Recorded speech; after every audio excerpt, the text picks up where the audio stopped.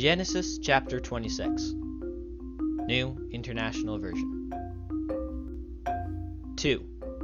Isaac and Abimelech. Now there was a famine in the land, besides the previous famine in Abraham's time. And Isaac went to Abimelech, king of the Philistines in Gerar.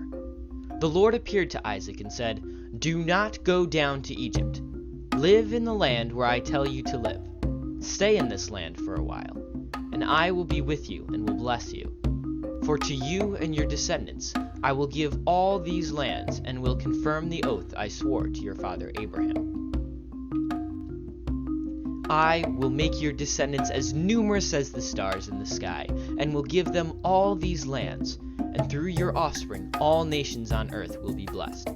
Because Abraham obeyed me, and did everything I required of him, keeping my commands, my decrees, and my instructions."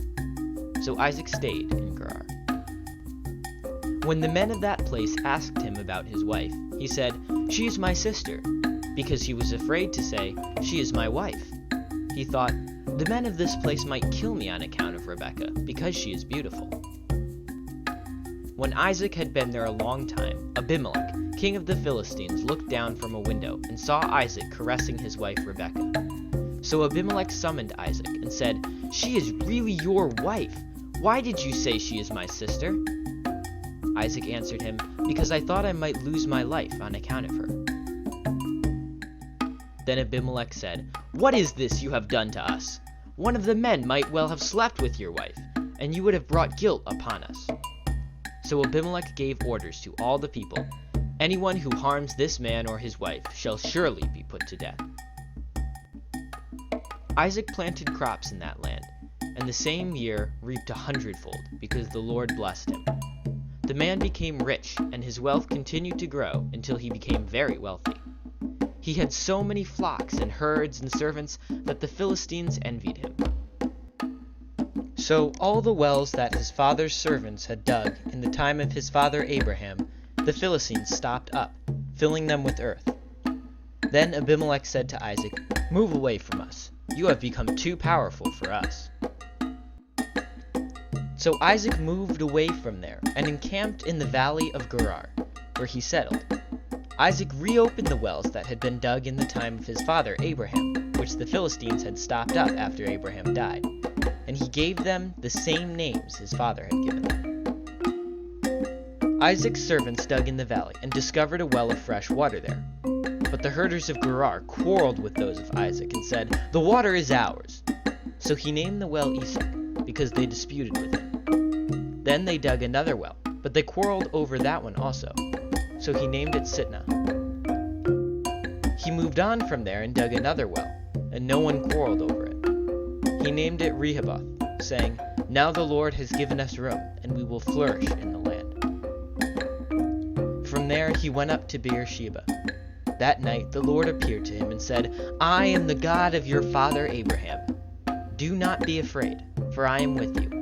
I will bless you and will increase the number of your descendants for the sake of my servant Abraham." Isaac built an altar there and called on the name of the Lord. There he pitched his tent, and there his servants dug a well. Meanwhile, Abimelech had come to him from Gerar, with Ahuzath, his personal advisor, and Phicol, the commander of his forces. Isaac asked them, "Why have you come to me, since you were hostile to me and sent me away?" They answered, "We saw clearly that the Lord was with you, so we said, 'There ought to be a sworn agreement between us and you. Let us make a treaty with you, that you will do us no harm, just as we did not harm you, but also treated you well and sent you away peacefully. And now you are blessed by the Lord.'" Isaac then made a feast for them, and they ate and drank. Early the next morning the men swore an oath to each other. Then Isaac sent them on their way, and they went away peacefully. That day Isaac's servants came and told him about the well they had dug. They said, "We found water."